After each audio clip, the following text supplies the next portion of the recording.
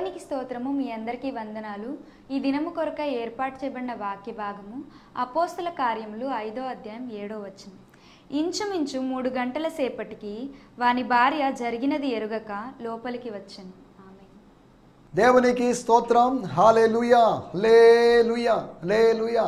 మన ప్రభువును ప్రియరక్షకుడును మన కొరకు త్వరగా మేఘవాహనుల మీద మహిమతో రానటువంటి నజరేయుడైన యేసుక్రీస్తు దివ్యమైన నామములో మీ అందరికీ ప్రత్యేకమైన వందనాలు తెలుస్తున్నానండి. మీ కుటుంబంలో ప్రతి వ్యక్తికి ప్రత్యేకమైన వందనాలు, చిన్నలకి పెద్దలకి అందరికీ ప్రత్యేకమైన వందనాలు తెలియజేస్తున్నాను. మీ గృహము ఆనంద నిలయముగా ఉండాలని, ఒక మినీ హెవెన్గా, చిన్న పరలోకంగా ఉండాలని దేవుని సేవకునిగా కోరుకుంటున్నాను. దేవుని స్తోత్రం. హల్లెలూయా. మీ గృహానికి క్రీస్తు అధిపతిగా ఉండాలని, మీ గృహంలో ఎప్పుడు నీతిమంతుల గుడారము అని పిలువబడాలని, రక్షణ గురించినట్టు ఉత్సాహ సునాదం వినబడాలని స్తోత్రం. హల్లెలూయా. మీ గృహాన్ని గురించి నేను కోరుకుంటున్నాను. ప్రతి గృహము అలాగే ఉండాలి. స్తోత్రం.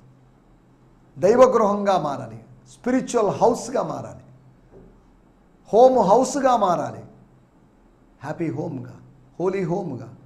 స్తోత్రం. ప్రేయర్ హోమ్గా. స్తోత్రం. హల్లెలూయా. స్తోత్రం. అదే సమయంలో చాలా గృహాలు నరకాలుగా ఉన్నాయి, నరకపు అనుభవాలుగా ఉన్నాయి. స్తోత్రం. కలహాలు, అనుమానాలు, ఏవేవో వ్యవహారాలు, ఏవేవో ఆలోచనలు కొన్ని గృహాల్లో ఇవి ఉన్నాయి. లౌకికమైన సంగీతం, సినిమాలు, సీరియళ్ళు, మన గృహము పాడైపోతుంది. నీతిమంతుల గుడారము నిలుస్తుంది. నీతిమంతుల ఇల్లు గొప్పదననిది. స్తోత్రం. అనగా మీరు భౌతికమైన మాకు ఇల్లే లేదు కదంటండి, మా ఇల్లు పరిస్థితి ఏంటి ఇలా మాట్లాడుతున్నారంటారేమో. మీకు అక్షార్థంగా ఇల్లు ఉన్నా లేకపోయినా మీరు నివసిస్తున్నట్టు స్థలం అలా ఆశీర్వదించబడిన స్థలంగా ఉండాలని కోరుకుంటున్నాను. నీ డేరా క్షేమ నివాసం అని నీకు తెలియాలి. అవును, క్షేమం ఉంది అక్కడ.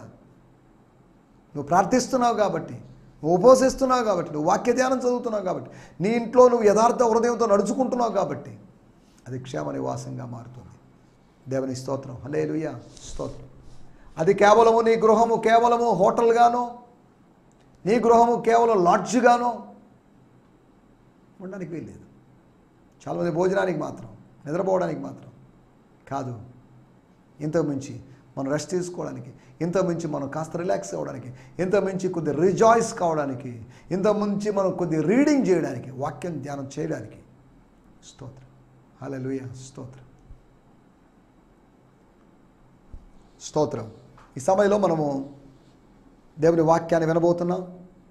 దేవుని వాక్యాన్ని వినడానికి ముందుగా మన హృదయాలు మనం సిద్ధపరచుకుందాం, చిన్న ప్రార్థన చేసుకుందాం. దయచేసి మీ ప్రార్థన మనవులు నాకు తెలియజేయాల్సిందిగా కోరుతున్నాం. స్తోత్రం.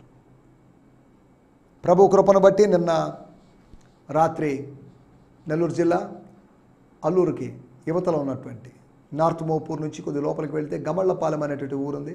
ఆ ఊరిలో కూడిక చక్కగా జరిగింది. అందును బట్టి నేను ప్రభు నామాన్ని మహిమపరుస్తున్నాను. ఈరోజు చివరి కూడిక గమళ్ళపాలెంలో జరగబోతుంది. అక్కడ పాస్టర్ జి సైమన్ గారు పరిచయం చేస్తున్నారు.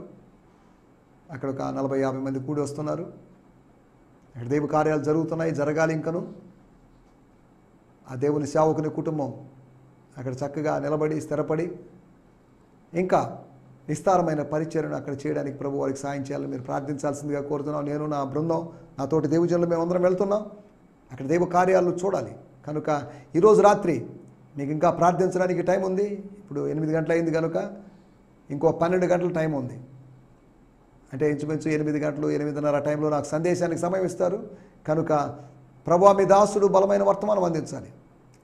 మీకు తెలిసిన వాడు ఆ ప్రాంతాల్లో ఉన్నట్లయితే దయచేసి వారికి ఇన్ఫామ్ చేయండి. శాంతి టీవీలో వాక్యం చెప్తున్న మన బ్రదర్, మన సహోదరుడు, మన పాస్టర్ గారు, పాస్టర్ సంతోష్ గారు వస్తున్నారు, బ్రదర్ వస్తున్నాడు, ఆయన చెప్పండి, వారిని అక్కడికి పంపించండి. 15, 16 తేదీలో జరిగేటువంటి ఆ సువార్త స్వస్థత సభలు, మహిమ సువార్త, శారీరక స్వస్థత, లేకపోతే మహిమ సువార్త, రక్షణ, మహిమ సువార్త మరియు శారీరక, ఆత్మీయ, మానసిక స్వస్థతల సభలవి. దేవుని స్తోత్రం. హల్లెలూయా. ప్రతి రాత్రి ప్రజలు వస్తూ ఉన్నారు. 100 మంది, 200 మంది, 300 మంది ఇలా వస్తున్నారు ప్రజలు. కుడి ఎడమ ఎరుగని ప్రజలు అని వీళ్ళని గురించి అనొచ్చు. వేరు సంఘాలకు వెళ్తున్న ప్రజలు,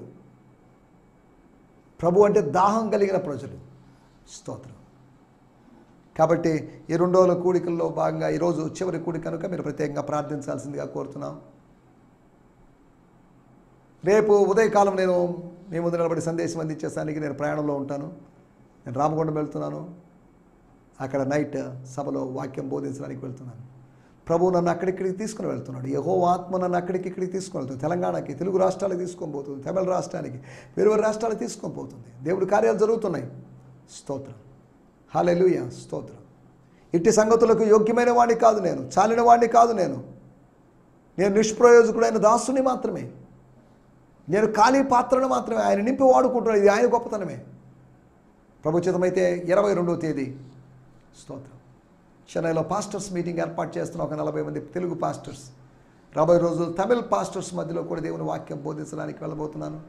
దేవుడు ఇంకా ద్వారాలు తెరవాలి, నమ్మకస్తులైన సేవకులను అక్కడ లేవనెత్తాలి, తద్వారా మన పరిచర్యకు సహకరించేవాళ్ళు రండి. ఈ సమయంలో మన దేవుని వాక్యాన్ని వినబోతున్నాం. నిన్నటి ఎపిసోడ్లో మనం ఆలోచించిన మాటలు, సత్ప్రేరణలు, సత్క్రియలు ఉన్నాయి, సత్ప్రేరణలు ఉన్నాయి. స్తోత్రం. సత్విమర్శ కూడా ఉంది. అపోస్తల కార్యములు 5వ అధ్యాయం 3వ వచనం ఆధారంగా చేసుకొని పేతురు అడిగిన ప్రశ్నను, పేతురు అననీయాను అడిగిన ప్రశ్న ఆధారంగా చేసుకుని అసలు నువ్వు ఎందుకు, why you are being inspired. అతని మరణానికి ముందు అతని జీవితంలో చాలా ప్రశ్నలు వినుంటాడు, కానీ అతను తన జీవితంలో విన్నటువంటి జవాబు చెప్పలేని ఒక ప్రశ్నను ఎదుర్కొన్నాడు. స్తోత్రం. పేతురు అడిగినటువంటి వేదాంత ప్రశ్నలకి, బైబిల్ ప్రశ్నలకి, ధర్మశాస్త్ర సంబంధమైన ప్రశ్నలకు సమాధానం చెప్పలేకపోయాడని కాదు, సింపుల్ ప్రశ్నకి, అతని సొంత విషయానికి సంబంధించిన ప్రశ్న, సొంత జీవితానికి సంబంధించిన విషయం. ఆన్సర్ చేయలేకపోయినటువంటి, ఆన్సర్ లేకుండా ఆన్సర్ లెస్గా తయారైపోయాడు, నిరుత్తరుడైపోయాడు, మూగపోయాడు. స్తోత్రం. అతని పరిస్థితి అలా జరిగింది. సరే, దేవుని స్తోత్రం. సత్ప్రేరణ మనకు కలగాలి. అపవాది దుష్ట ప్రేరణ ఇస్తాడు, దేవుడు సత్ప్రేరణ ఇస్తాడు. ఇంతకుముందు ఎపిసోడ్లో దుష్ప్రేరణలు 4 దుష్ప్రేరణల గురించి మాట్లాడుకున్నాం.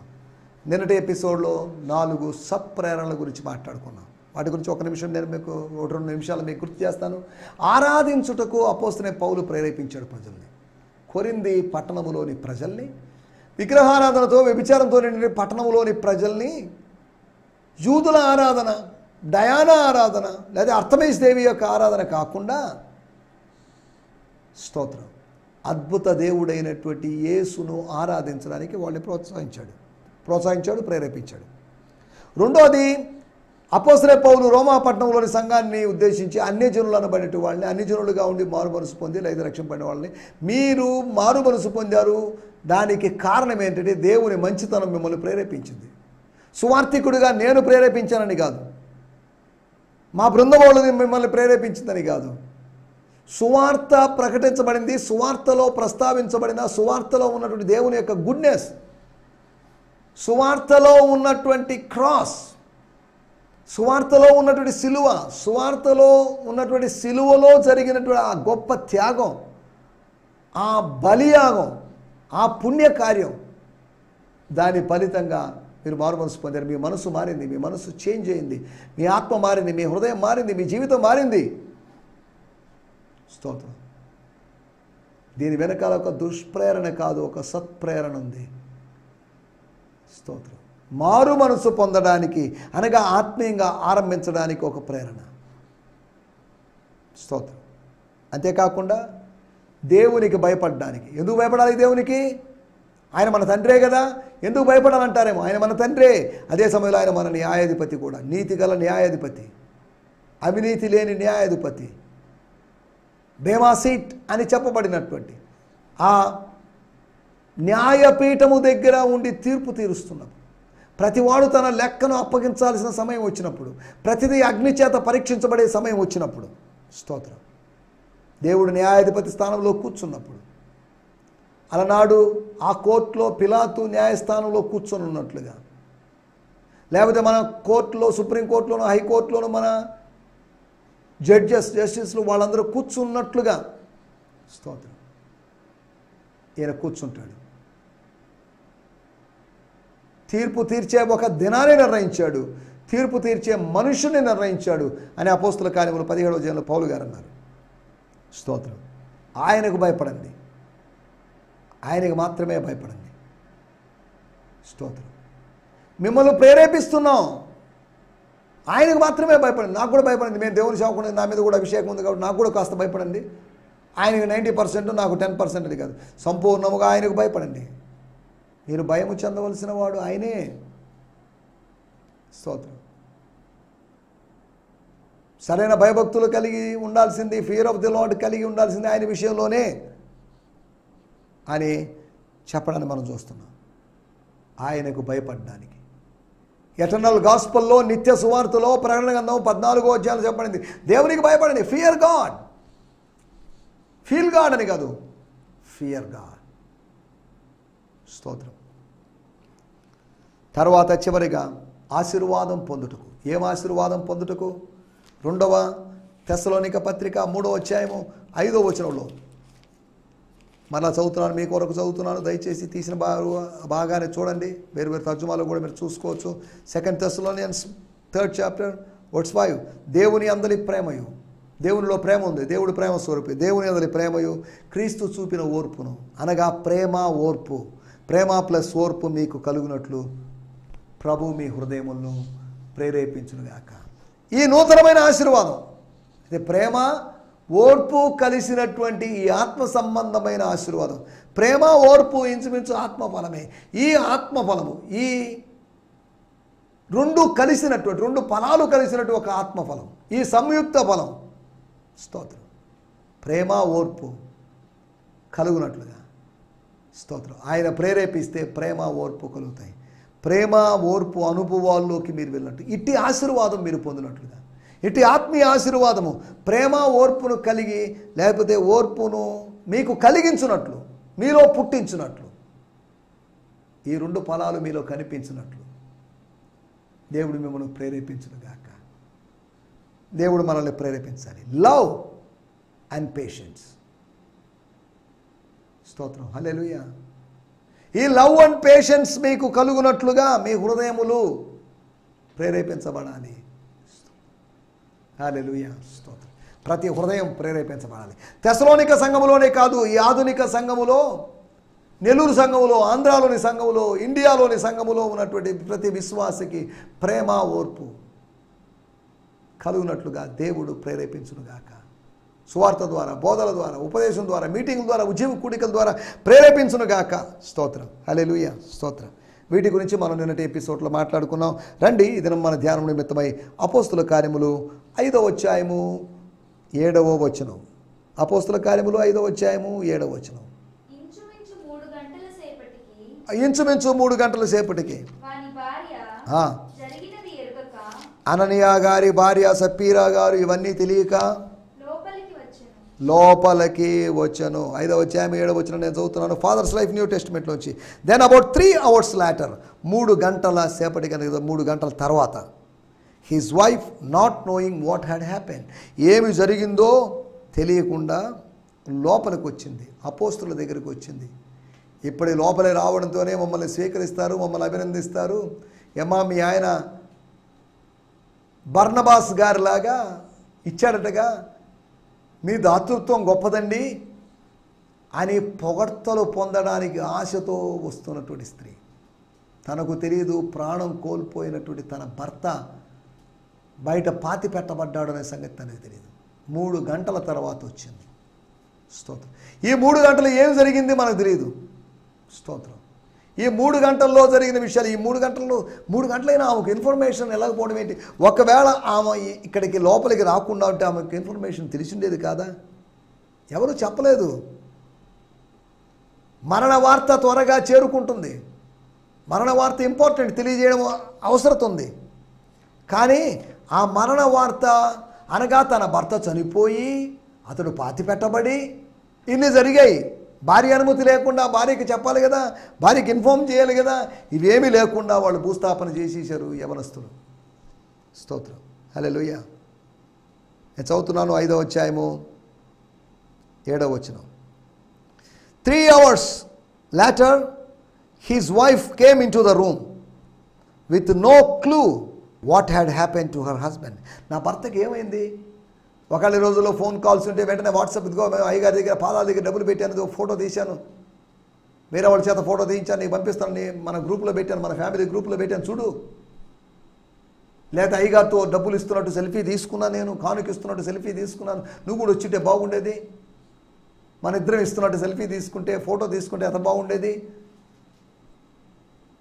లేకపోతే తీసిన వెంటనే ఇన్ఫార్మ్ చేసి ఉండేవాడు. కానీ ఇప్పుడు అటువంటి పాసిబిలిటీస్ లేవు, టెక్నాలజీ అంతగా డెవలప్ కాలేదు కాబట్టి. స్తోత్రం. నేను చదువుతున్నా. 3 hours later his wife came into the room. ఆ గదిలోకి, వారున్న గదిలోకి, పేతురున్న గారు ఉన్న గదిలోకి. స్తోత్రం. With no clue what had happen to her. భర్తకి ఏమైంది? స్తోత్రం. భర్త ఉంటాడులే, 3 గంటలే కదా అయింది. ఈ 3 గంటల పెద్ద గ్యాప్ ఏం కాదు కదా, పెద్ద ఎడబాటు ఏం కాదు కదా. స్తోత్రం. వాడుక భాషలో కూడా చదువుకుందాం. స్తోత్రం. 3 గంటల తర్వాత అననీయ భార్య అక్కడికి వచ్చింది. దేవుని స్తోత్రం. అక్కడ జరిగింది ఏది ఆమెకు తెలియదు. స్తోత్రం. ఏదో జరిగింది, జరగరానిది జరిగింది, జరగకూడనిది జరిగింది. అంతేనా కాదా? జరగాల్సింది జరగలేదు, జరగకూడనిది ఊహించింది జరిగింది. స్తోత్రం. అక్కడెవరు అననీయ చచ్చిపోయారని దుఃఖ వాతావరణంలో లేరు. అక్కడ ఉన్నటువంటి ఆ అట్మాస్ఫియర్, యాంబియన్స్ అలా లేదు. కానీ ఏదో సెన్స్ చేస్తున్నాము, ఏదో 6th సెన్స్, ఏదో సంథింగ్. 3 గంటల తర్వాత వచ్చింది. మన టైటిల్ చూడండి, బలహీన బంధాలు. మీరిద్దరూ కలిసి అమ్మారే, కలిసి పొలము అమ్మడం విషయంలో తీర్మానం తీసుకున్నారే, ఇప్పుడు కలిసి మీరు ఎందుకు రాలేదు? ఆయన వచ్చిన 3 గంటల తర్వాత. ఒకవేళ వీళ్ళిద్దరూ కలిసి వచ్చి అపోస్తల పాదాల దగ్గర కానీ పెట్టేసి ఉంటే డబ్బు, ఇద్దరూ అప్పటికప్పుడే చనిపోయిండేవాళ్ళు. ముందు భర్త చనిపోయాడు, భర్త చనిపోయినటువంటి 3 గంటలకి, 3 గంటల తర్వాత భార్య చనిపోయింది. స్తోత్రం. ఒక కుటుంబంలోని తల్లిదండ్రులు, భార్యాభర్తలు, ఆ కుటుంబంలోని ప్రాముఖ్యమైన సభ్యులు వారు కన్ను మూశారు. వాళ్ళకి బిడ్డలు ఉన్నారో లేదో తెలియదు. వాళ్ళ బిడ్డలు కానీ ఉంటే అనాథలుగా, తల్లిదండ్రులు ఒకే రోజు కోల్పోయిన వాళ్ళుగా మారిండేవాళ్ళు. వాళ్ళకి కరోనా వచ్చిందేం కాదు, లేదా ఇంకేదైనా ప్లేగ్ వచ్చింది కాదు, తెగులు వచ్చింది కాదు. అకస్మాత్తుగా దేవుని ఉగ్రతకు గురై చెప్పుకోగలరా? బిడ్డలు చెప్పుకోగలరా మా అమ్మ నాన్న దేవుని ఉగ్రతకు గురై చచ్చిపోయారని? చెప్పుకోలేరు. సిగ్గుచేటుగా ఉంటుంది. దేవునికి ఇవ్వాల్సిన డబ్బు దేవునికి ఇవ్వకుండా దొంగిలించి కొంత దాచుకొని అపోస్తుల్ని, దేవుని సేవకుల్ని మోసం చేసి మా అమ్మ నాన్న చచ్చిపోయారని చెప్పగలరా? మా నాన్న మిలిటరీకి వెళ్ళి చచ్చిపోయాడని చెప్పుకోగలరా? దేశం కోసం పోరాడుతూ చచ్చిపోయాడని చెప్పగలరా? మా నాన్న సేవలో చచ్చిపోయాడు, హతసాక్షిగా మారని చెప్పుకోగలరా? లేదు కదా. స్తోత్రం. అననీయ సపీరాల యొక్క మరణం మనకు పాఠాలు నేర్పిస్తుంది. జాగ్రత్త. పుచ్చుకునే విషయంలో మనం ఇంట్రెస్ట్ చూపిస్తాం, ఇచ్చే విషయంలో మనకి ఎందుకు ఇంట్రెస్ట్ చూపిస్తాం? దేవునికి ఇవ్వాలి, దేవుని దగ్గర నుంచి పొందుకోవాలి. దేవుని దగ్గర నుంచి పొందుకున్న దాన్ని దేవుని సేవకులకు ఇచ్చారు, దేవునికి ఇచ్చారు. ఇచ్చి పుచ్చుకునే విషయంలో కరెక్ట్గా ఉండాలి. స్తోత్రం. బలహీన బంధాలు. ఏంటి బలహీన బంధాలు? వాళ్ళ మధ్యలో ఒక 3 గంటల గ్యాప్ వచ్చింది. స్తోత్రం. ఈ ఇద్దరు దంపతుల మధ్యలో, ఇద్దరు వ్యక్తుల మధ్యలో ఈ రోజుల్లో బంధాలు బలహీనంగా ఉన్నాయి. బంధాలన్నీ ప్రేమ బంధాలు కాదు, వ్యాపార బంధాలుగా మారాయి, మారుతూ ఉన్నాయి. ప్రేమ బంధాలు ఎక్కడున్నాయి? మొత్తం వ్యాపార బంధాలే. వ్యాపారం, బిజినెస్ జరుగుతుంది. ఇద్దరు మనుషుల మధ్యలో బిజినెస్, ఇద్దరు స్త్రీల మధ్యలో బిజినెస్, ఇద్దరు పురుషుల మధ్యలో బిజినెస్. నాకేం లాభం? నీతో స్నేహం చేస్తే, నీతో మాట్లాడితే ఏం లాభం అన్నట్టుగా ఉన్నారు. ఒక పురుషుడు స్త్రీకి మధ్యలో కూడా వ్యాపార బంధాలు. చూడండి మానవ బంధాలు ఎలా తయారైపోయినాయి. ప్రేమ చల్లారిపోయింది, అక్రమం విస్తరించింది. అంత్య దినాలు ఇవి, ప్రభు రాకడకు సూచనలు ఇవి.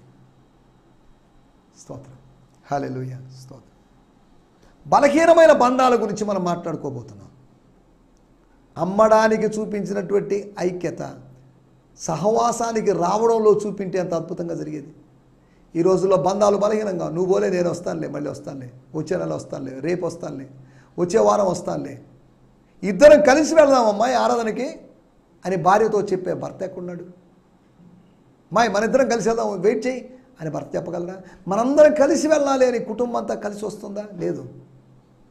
బిడ్డ ఒక చర్చికి, పాప ఒక చర్చికి, బాబు ఒక చర్చికి, భర్త ఒక చర్చికి, రకరకాలుగా చెదిరిపోయారు. వాళ్ళంతా కుటుంబాలుగా వచ్చి ఒక చోటకి వచ్చి దేవుని నామాన్ని మహిమపరచడం లేదు. సరే, వీటన్నిటిలో వెళ్ళదు. బలహీనమైన బంధాల మధ్యలో మనం బలమైన బంధాలు కలిగి ఉండాలని దేవుని వాక్యం ద్వారా హెచ్చరించబడుతున్నాం. 4 విషయాలు, 4 ఉదాహరణలు మీకు జ్ఞాపకం చేయబోతున్నాను. ఆదికాండము 3వ అధ్యాయము 1వ వచనం మరియు 6వ వచనం మనం గమనించినట్లయితే, ఆదికాండం 3వ అధ్యాయం 1వ వచనం. దేవుడైన యెహోవా, లార్డ్ గాడ్, సర్పము బాగా తెలివితేటలు కుయుక్తి కలిగి ఉండిన, యుక్తి కాదు కుయుక్తి, అది స్తోత్రం.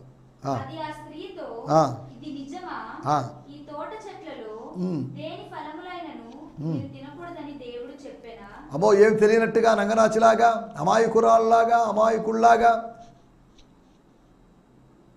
సర్పం మాట్లాడడం ఏంటి? ఎంతవరకు ఏ జంతువు మాట్లాడలేదే, సర్పం మాట్లాడడం ఏంటి అని ఆలోచించకుండా ఇది నిజమా అనేటువంటి ప్రశ్న ముందు వంగిపోయింది. ప్రశ్న వంగినట్లుగా, ప్రశ్నార్థకపు గుర్తు, ప్రశ్న గుర్తు వంగిపోయినట్లుగా ఏం వంగిపోయింది? కొంతమంది బెండ్ అయిపోతారు ప్రశ్నలకి, కొంతమంది పరిస్థితులకి బెండ్ అయిపోతారు. ఇది నిజమా? Is it true? ఇది వాస్తవమా? మీకు చెప్పబడింది వాస్తవమా? స్తోత్రం. మీకు జరగబోయేది వాస్తవమా? మీతో దేవుడు మాట్లాడింది వాస్తవమా? Is it true? స్తోత్రం.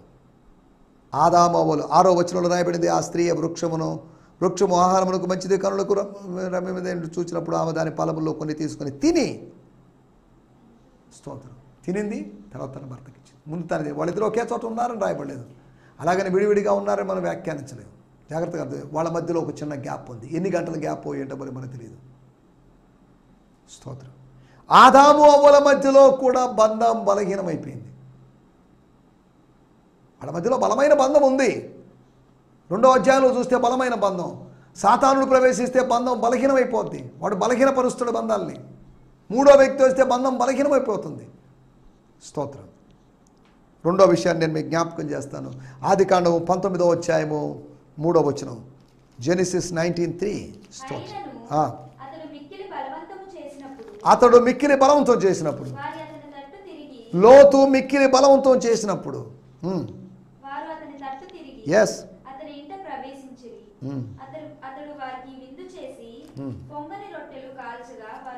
చాలండి. ఇక్కడ ప్రశ్న, మేడం గారు ఏమయ్యారు? లోతు భార్య గారు ఏమైపోయారు? ఆమె ఎక్కడికి వెళ్ళారు? ఆమె లేదు అక్కడ. ఆదికాండం 18వ అధ్యాయం 6వ వచనంలో చూస్తే, అబ్రహాము గుడారములోనున్న శారా యొద్దకు త్వరగా వెళ్ళి, గుడారములో ఉంది శారా. లోతు భార్య గుడారంలో లేదు, బయటికి వెళ్ళిపోయింది. అక్కడ శారా వండింది, ఇక్కడ లోతు గారు వండాల్సింది. మగ మనిషి ఆయన వండుకున్నాడు. మగ మనిషి వండితే తప్పని కాదు, పురుషుడు వండితే తప్పని కాదు. ఎవరైనా ఉండొచ్చు, ఎవరైనా తినొచ్చు. అనగా వాళ్ళ మధ్యలో ఒక గ్యాప్ ఉంది.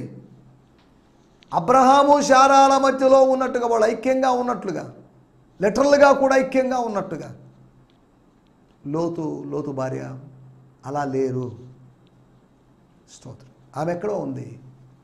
దాని గురించి రకరకాలుగా బైబిల్ పండితులు లేకపోతే బోధకులు చెప్తుంటారు. వాళ్ళ మధ్యలో ఒక సెపరేషన్, ఒక గ్యాప్, ఒక స్పర్ధ, ఒక దూరం. మనుషుల మధ్య మైళ్ళ దూరాలు పెరుగుతున్నప్పుడు మనం ఆలోచించాలి, ఈ బంధాలు ఎంతకాలం సాగుతాయి? ఆదాము అవ్వల మధ్యలో ఉండే బంధం బలహీనమైంది. లోతు భార్యల మధ్యలో ఉండే బంధం బలహీనమైందని ఇంకో మాట కూడా మనం చూసుకుందాం. 2వ సమూయేలు గ్రంథం 14వ అధ్యాయం. స్తోత్రం. 28వ వచనం. స్తోత్రం. 2 సమూయేలు. అబ్షాలోము 2 సంవత్సరాలు 2 full years యెరూషలేములో నుండి, యెరూషలేము నుండి కాదు, యెరూషలేములో ఉన్నాడు. యెరూషలేములో ఉన్నప్పటికీ యెరూషలేము టౌన్లోనే ఎక్కడో ఉన్నాడు, ఏదో కార్నర్లో ఉన్నాడు, ఏదో ఎక్కడో చోట ఉండొచ్చు, లేకపోతే యెరూషలేము దగ్గరలో ఉన్నాడు. కానీ అక్కడ అంతఃపురములో నివసించేవాడు తన తండ్రి అనే సంగతి మర్చిపోయి 2 సంవత్సరాలు తండ్రిని కలవలేదట. అంటే మాట్లాడలేదు, కలుసుకోలేదు, కమ్యూనికేషన్ లేదు. ఈ రోజుల్లో చాలామంది అలాగే ఉన్నారు. తండ్రితో కమ్యూనికేషన్ లేదు, పరలోకపు తండ్రితో కమ్యూనికేషన్ లేదు, భౌతికమైన తండ్రితో కమ్యూనికేషన్ లేదు. ఆస్తి దగ్గర ఏదో గొడవ వచ్చింది, 2 తండ్రి కొడుకులు మాట్లాడుకోవడం లేదు. చూడండి, బంధాలు బలహీనమైపోతున్నాయి. భార్యాభర్తల మధ్యలో బంధాలే కాదు, అన్నా చెల్లెల మధ్యలో, అక్కా తమ్ముళ్ళ మధ్యలో ప్రతి బంధము బలహీనమైపోతుంది. సాతానుడు తన సమయం కొద్దిగా ఉందని తెలుసుకుని ప్రతి బంధాన్ని బలహీనపరుస్తున్నాడు. స్తోత్రం. అబ్షాలోము దావీదు సొంత తండ్రి కొడుకుల మధ్యలోని బంధం చూడండి. 14వ అధ్యాయము 32వ వచనంలో మనం గమనిస్తే అక్కడ గమనించండి. చివరి భాగాల్లో రాయబడింది, నేను రాజదర్శనం చేయాల్సిందే. అబ్షాలోము నేరుగా తండ్రి దగ్గరికి వెళ్ళడానికి ఒక మీడియేటర్ అయినటువంటి యోవాబు అనేవాడిని పెట్టుకున్నాడట. ఎందుకు మీడియేటర్ దేనికి? నీ సొంత తండ్రి దగ్గరికి, సొంత తల్లి దగ్గర ఎందుకు మీడియేటర్ దేనికి? నీ సొంత భార్యతో మాట్లాడడానికి బిడ్డ అనే మీడియేటర్ దేనికి? నీ సొంత భర్తతో మాట్లాడడానికి కొడుకు కూతురు అనే మీడియేటర్లు దేనికి? డైరెక్ట్గా మాట్లాడుకోండి. స్తోత్రం. మీడియేటర్ల యొక్క అవసరత లేదు. మీడియేటర్ల వల్ల సమస్యలు వచ్చే అవకాశం ఉంది. 4వ విషయం చెప్పి నేను ముగిస్తాను. యోహాను సువార్త 20వ అధ్యాయము 26వ వచనంలో మనం గమనిస్తే అక్కడ గ్యాప్ ఏర్పడింది. సహోదరుల మధ్యలో, స్నేహితుల మధ్యలో 8 దినములైన తర్వాత ఆయన శిష్యులు మరలా లోపల ఉన్నప్పుడు 8 దినములైన తర్వాత అనగా 9వ దినం. స్తోత్రం. హల్లెలూయా. 10వ దినం కావచ్చు, లేదా 11వ దినం కావచ్చు, ఏదో ఒక రోజు అనగా 40 రోజుల యేసు ప్రభు పరిచర్యలో జరిగిన విషయం. తోమా లోపల ఉండెను. స్తోత్రం. సపీరా లోపలికి వచ్చినట్లుగా ఈయన లోపలికి వచ్చాడు, కలుసుకున్నాడు. 8 రోజులు సహవాసానికి దూరం అయిపోయాడు. బలహీనమైన బంధాలు, బలహీనమైన ఆత్మీయ బంధాలు, బలహీనమైనటువంటి కుటుంబ బంధాలు, బలహీనమైనటువంటి భౌతిక బంధాలు. స్తోత్రం. కాబట్టి ఎలా ఉన్నాయి మన బంధాలు పరిశీలించుకోవడానికి దేవుడు మనకు మంచి అవకాశం ఇచ్చాడు. దేవునికి నాకు ఉన్నటువంటి బంధం బలహీనంగా ఉంది, కాబట్టి నేను బలపడతాను. ఈ దూరం తరగాలి, సామీప్యం పెరగాలి అని ఆశిస్తున్నాను. మనందరం అలాగే ఆశించాలి. అలా మన సమీపస్తులుగా మారడానికి ప్రభు మనకందరికీ సహాయం చేయనుగాక. ఆమేన్. హల్లెలూయా. హల్లెలూయా.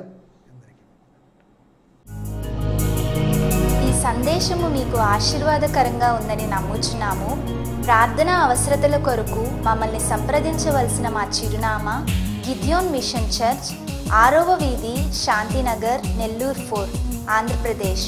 పిన్ 524004. మా ఫోన్ నంబర్లు 7036443613 మరి ఒక నంబర్ 9392293010. మా ఈమెయిల్ ఐడి gfihmi2015@gmail.com. దేవుడు మిమ్మును ఆశీర్వదించునుగాక. ఆమేన్.